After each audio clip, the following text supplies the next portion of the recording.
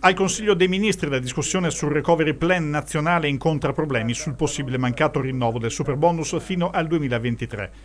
Movimento 5 Stelle e Forza Italia lo difendono a spada tratta, anche se i dati non hanno visto finora un'ampia richiesta di applicazione dei cittadini.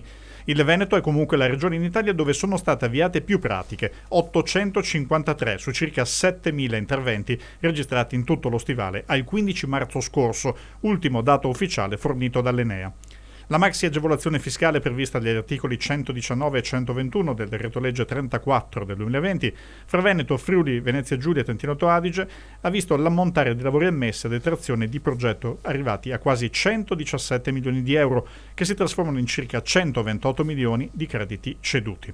Il comparto edilizio faceva grande affidamento all'applicazione del super bonus per le ristrutturazioni edilizie, così come al bonus mobili e all'indotto di agevolazioni legato alla casa. Criticità, oltre alla troppa burocrazia nelle pratiche, sono state legate all'aumento dei prezzi delle materie prime. Ora il rinnovo delle misure per altri 2 anni è in bilico. Il premier Draghi avrebbe spiegato ai 5 Stelle che le coperture verranno verificate annualmente a seconda del tiraggio, ovvero quante risorse vengono spese in base ai lavori. Lo stanziamento governativo resta comunque molto lontano rispetto alle ristrutturazioni con accesso superbonus finora richieste.